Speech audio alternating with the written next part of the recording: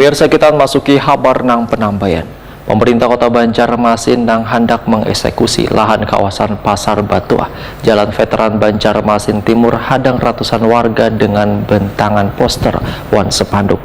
Mediasi pun dilakukan oleh Komisi Nasional Hak Asasi Manusia dengan mengambil sikap menyurati pemerintah Kota Banjarmasin untuk meminta penertiban Pasar Batuah ditunda sementara.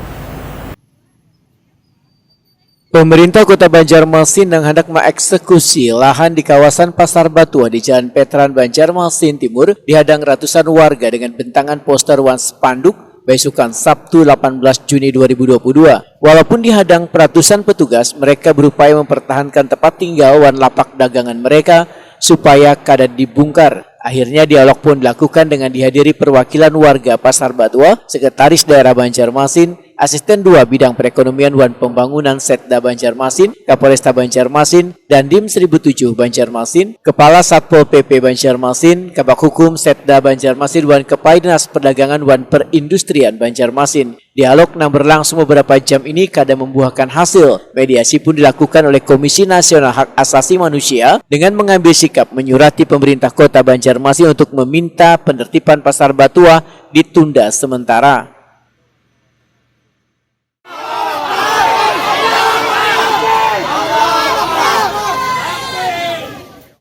Sekda Banjarmasin Ihsan Budiman takuni Prima TV tengah hari Sabtu 18 Juni 2022 memedahkan proses penertiban Pasar Batuah ditunda sementara hingga proses putusan dari Komnas HAM dikeluarkan.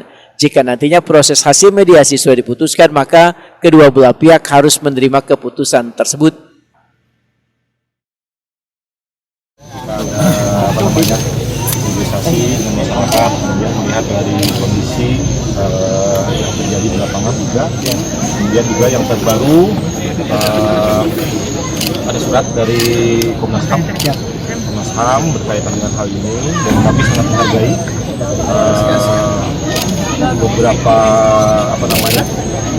dilakukan oleh Komnas HAM bersurat kepada kami dan bersedia menjadi mediator.